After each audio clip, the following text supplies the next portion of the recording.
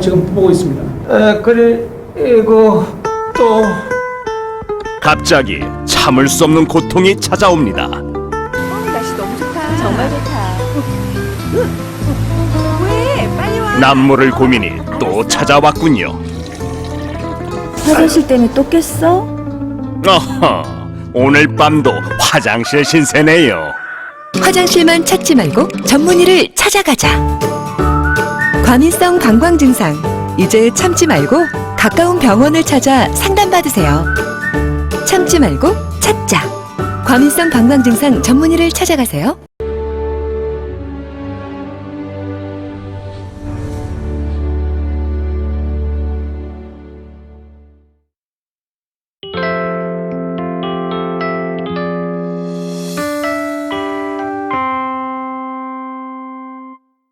요사이 신문 방송에서 자주 나오는 말 중에 수저 계급론이라고 하는 말이 있습니다. 20대, 30대 대학 청년들이 일종의 때로는 넋두리처럼 때로는 자조적인 비아냥처럼 하는 말인데 들으면 들을수록 우리 어른들의 마음을 아프게 하는 이야기이기도 합니다. 금수저냐 흙수저냐라고 하는 그 분별을 부모 재산에 따라서 자식들의 사회 경제적 지위가 확정이 된다고 하는 그런 말입니다. 이미 부모의 금수저인지 흙수저인지에 따라서 사회적 계층이 다 정해질 수밖에 없기 때문에 내가 아무리 노력해도 내가 아무리 수고하고 땀을 흘려도 지금 갖고 있는 이 상황을 변화시키기가 너무 어렵다는 그런 자포자기적인 표현입니다. 단순한 농담 차원을 넘어가고 있는 것처럼 보여집니다. 그래서 한번 찾아봤습니다. 도대체 어떤 사람을 금수저 출신이라 말하는가? 부모의 자산이 20억 이상이 있어야 되고 그 가구의 연수입이 2억 원 이상이 되면 금수저 집안이라는 것입니다. 자산 5천만 원이 잘 안 되고 가구 연수입이 2천만 원 미만은 흙수저 집안이라고 하는 그런 삶의 연약함을 토로하면서 이 사회적 분위기 그리고 부모의 그 갖고 있는 재산에 의해서 자기 자신을 판단하는 것입니다. 마음이 씁쓸하고 슬픈 것은 모든 것을 돈과 재물로만 보는 이 시대 속에 젊은이들이 자꾸만 그 생각이 갇혀 있다는 것. 그리고 어떤 면으로 보면 부모의 덕만을 의지하려고 하는 젊은이들 상이 커지고 있는 것은 아닌가 하는 우려가 있습니다. 자기의 삶을 초라하게 인식하고 있는 것은 아닐까? 우리는 옛부터 입지전적인 인물들을 소중하게 여겨왔습니다. 아마 이 자리에 계신 나이 드신 분들은 어렸을 때, 젊었을 때 꿀꿀이 죽이라고 하는 것을 끓여 먹으면서도 마음속에 있었던 꿈과 비전을 지금까지 갖고 오면서 이 자리에 서게 되신 분도 있었을 것입니다. 그런 분들을 우리는 귀히 여기고 칭찬했던 것이 아닙니까? 이 젊은이들이 표현하는 이 말 속에 긍정성이 있다고 한다면 그것은 이 시대적인 저항정신이 그리고 때로는 도전의식 그런 것을 역설적으로 표현한 것으로 받아들이면 오히려 그들을 잘 이해할 수 있지 않겠는가 생각됩니다. 건강한 사회가 뭘까요? 건강한 사회를 구성하는 많은 요소가 있을 것입니다. 그런데 오늘의 이 관점에서 본다면 사회 경제적 변화가 가능한 그런 사회, 자기 개발이 가능한 사회, 특별한 어려움이 없다면 자기가 원하는 전공과 직업을 택할 수 있는 사회, 사회적인 계급 질서라고 하는 이것을 평생을 살면서 적어도 몇 번은 그것을 뛰어넘을 수 있는 기회가 주어지는 그런 사회. 젊은이들의 이런 표현에 의하면 흙수저로 태어난 사람이 금수저의 자리까지 나갈 수 있는 열려진 사회가 이게 건강한 사회일 것입니다. 기독교 신앙은 어떤 특징을 갖고 있습니까? 기득권이 가득한 사회적 계급론을 타파하는 것이 기독교 신앙의 아주 이 사회적 본질성이라고 할 수가 있습니다. 신앙인들이 공산주의를 싫어했던 이유가 있습니다. 공산주의자들은 사회 평등성을 누구보다도 강력하게 주장했습니다. 그런데 가장 계급론에 묶여서 사람을 족쇄처럼 얽어매고 있는 그런 사회 집단이 공산주의 집단입니다. 하나님이 없는 사회개혁을 시도해서 오히려 악한 독재 계급을 만들어 놨고, 그래서 개인이 갖고 있는 개인의 변화와 성숙의 가능성, 이 모든 것들을 차단시켜 버린 그런 하나의 사회적 집단이 공산주의 집단인 것을 우리는 역사 속에서 경험을 했습니다. 기독교는 똑같은 사회 평등성을 얘기를 합니다. 아주 엄청난 것입니다. 예수 그리스도의 복음은 인간이 갖고 있는 사회적 신분을 뒤집어 놓을 정도로 그런 강력한 것이 있는데, 근본적으로 정신세계로부터 시작을 합니다. 사람이 자기 정체성이 바뀌어질 수 있다는 것입니다. 2000년 전에 이미 사도 바울은 예수 그리스도를 믿으면서 예수님이 자기에게 다가온 신앙의 역사가 얼마나 강력한 역사인가를 다음과 같이 고린도전서 12장 13절에서 말씀을 합니다. 함께 읽어보겠습니다. 우리가 유대인이나 헬라인이나 종이나 자유인이나 다 한 성령으로 세례를 받아 한 몸이 되었고 또 다 한 성령을 마시게 하셨느니라. 예수 그리스도 안에서 한 성령을 받았는데, 그래서 헬라인이나 유대인이나 인종적 차별성이 없어지고 종이나 자유자라고 하는 사회적 계급성이 무색하게 되었다고 하는 것입니다. 그런 것이 더 이상 소중한 것이 아니라는 사실을 선언한 것이 기독교 신앙의 내용인 것입니다. 바울은 갈라디아서 3장 28절에 본격적으로 이 부분을 다시 이렇게 우리들에게 가르쳐 주십니다. 다시 읽어보겠습니다. 너희는 유대인이나 헬라인이나 종이나 자유인이나 남자나 여자나 다 그리스도 예수 안에서 하나이니라. 남자와 여자의 성별적 차별성까지도 극복했다는 것입니다. 2000년 전에 하신 말씀입니다. 누가 종이냐, 누가 주인이냐, 이런 차별성을 예수 그리스도께서 깨셨다는 것입니다. 누가 인종적으로 우월하냐, 이런 차별성도 깨뜨렸다는 것입니다. 누가 남자냐 여자냐, 더 이상 예수 그리스도 안에서 이 차별성은 의미가 없다는 것입니다. 그냥 서로 다를 뿐이지 차별성을 줘서는 안 된다고 하는 것이 예수님을 안 이 사도 바울이 이 시대적인 이 사건으로 우리들에게 가르치는 것입니다. 예수님을 믿는 것이 왜 진리일까요? 예수님을 믿는 것이 왜 기쁨일까요? 예수님을 믿는 것이 왜 우리의 자랑이 되는 것일까요? 예수님 안에 이런 삶의 내용들을 우리가 배우고 우리가 깨우치고 우리의 삶에 그것을 적용할 수 있기 때문에 그렇습니다. 오늘 본문은 흙수저로 태어난 인물에 대한 이야기입니다. 오네시모라고 하는 종에 대한 이야기입니다. 그런데 놀랍게도 예수님을 믿고 금수저처럼 그의 삶이 변화됐습니다. 그것은 지금 말하고 있는 사회 계급적인 그리고 경제의 돈과 재물의 유무에 따른 그런 변화가 아니었습니다.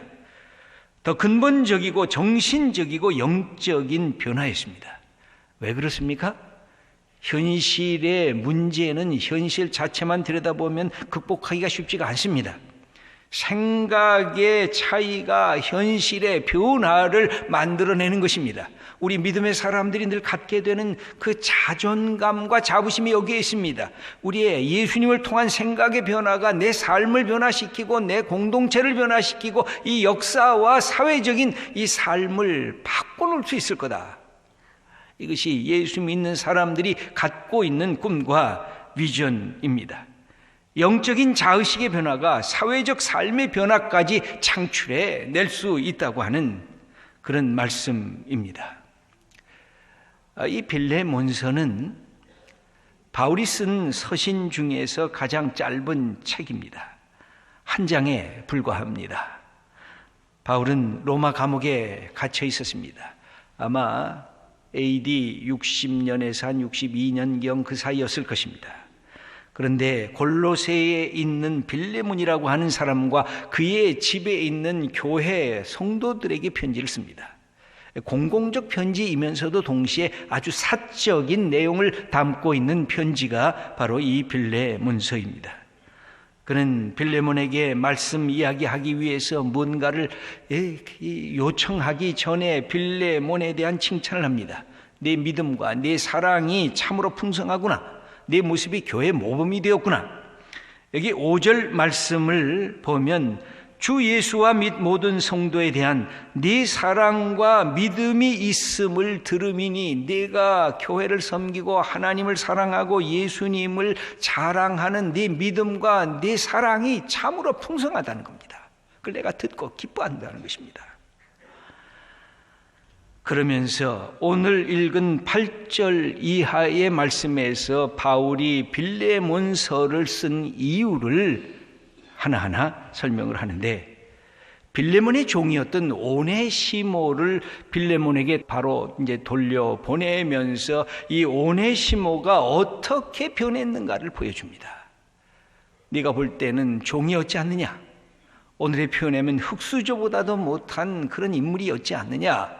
그런데 내가 보니까 괜찮은 사람이더라. 신뢰할 만한 사람이더라. 그에게 네가 다시 사랑을 베풀어도 괜찮을 아주 소중한 존재가 되었단다 하는 그 말씀을 여기서 다시 해주고 있는 것입니다. 오네시모는 젊은이, 청년이었을 것 같습니다. 왜 그렇습니까? 바울이 나이 많아서 이 오네시모라는 인물을 믿음의 아들로 받아들였기 때문에 그렇습니다. 오네시모가 그런데 왜 주인이었던 빌레몬의 집에서 떠나왔을까요? 그냥 탈출한 것 같기도 하고 도망 나온 것 같기도 하고 혹은 부정한 이득을 취해서 주인에게 손해를 끼쳐서 나온 것 같기도 합니다. 그러나 성경은 자세한 이야기를 기록하고 있지는 않습니다. 어쩌면 이 오네시모가 나 이 흙수저 이 인생을 좀 탈피하고 싶다. 그래서 내가 종이 아니라 자유자로 살고 싶다 하면서 종살이 하던 그 삶의 자리를 탈출하고 해방하려고 나왔는지도 모르겠습니다. 그런데 놀랍게도 오늘 성경을 보면 노예였습니다. 빌레몬의 입장에서 보면 배신자였습니다. 그런데 변화됐는데 바울의 동역자로 변화되면서 그의 가슴에 하나님의 주신 믿음과 사랑을 듬뿍 받은 존재로 바뀌어져 있었습니다. 여기 11절을 보면 오네시모가 어떤 인물이었는가를 우리가 추측할 수가 있습니다. 함께 읽겠습니다. 그가 전에는 내게 무익하였으나 이제는 나와 내게 유익함으로, 여기 보면 시간적으로 전에는, 이제는, 그 다음에 그의 삶의 모습에 무익했는데 유익했다.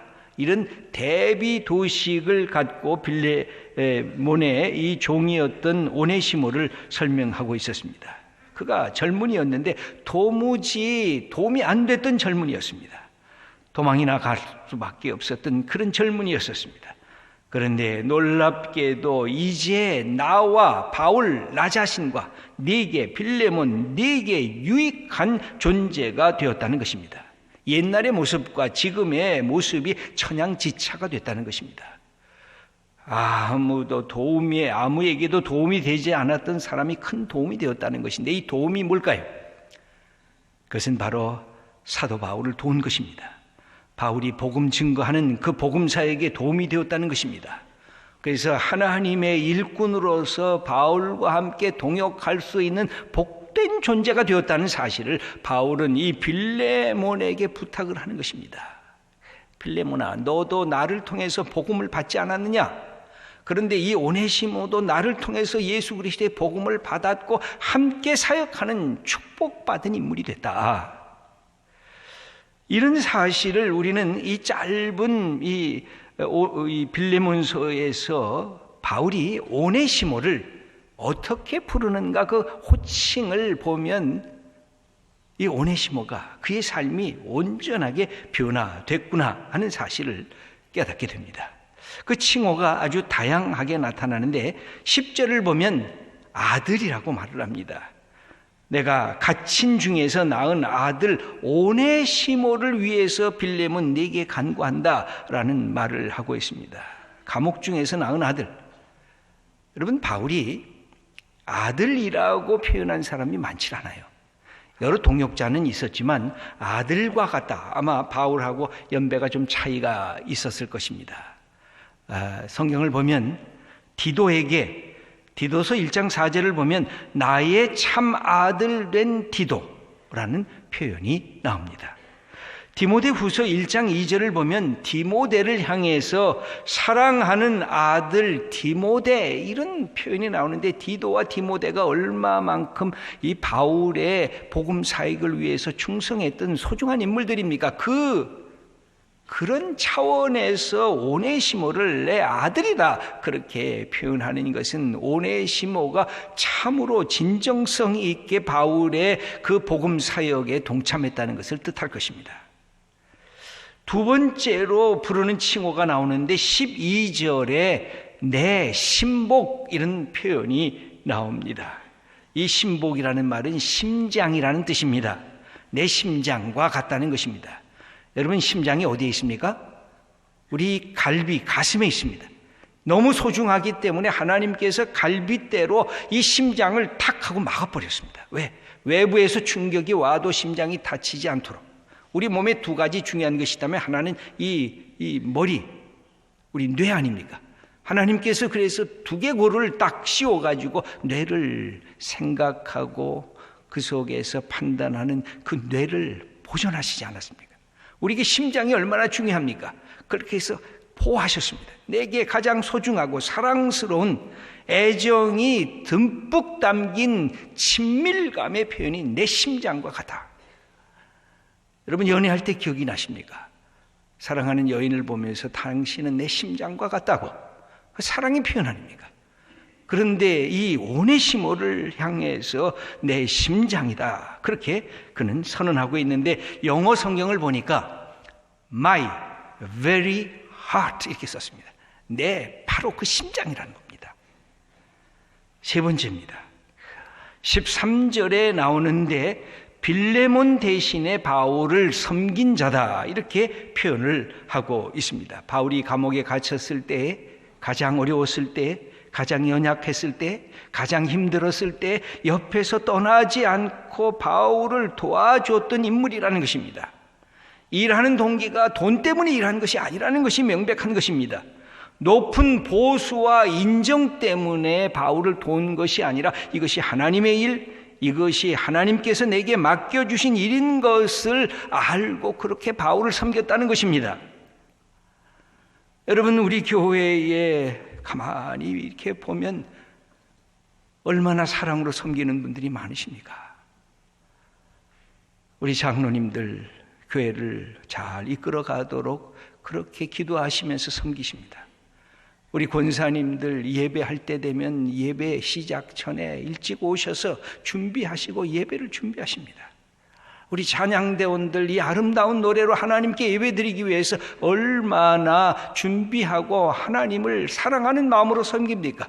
교회 학교 교사들, 우리 재직부 부서들, 남선교회 여전도에 맡겨진 일들이 감당하고 우리 교회는 공동체라고 하는 그 소중한 모임도 있습니다. 그래서 맡겨진 일들을 감사함으로 내 돈 내고 내 시간 내고 내 사랑 내 정성 내면서 섬기는 것, 그런 마음으로 이 오네시모라는 인물이 사도 바울을 섬겼던 빌레몬아, 네가 있으면 네가 해야 할 것을 바로 이 오네시모가 했다는 겁니다. 네 번째입니다. 16절을 보면 오네시모가 이제는 더 이상 종으로서 그렇게 대우받아서는 안 되고 사랑받는 형제로 대우해야 된다는 것입니다.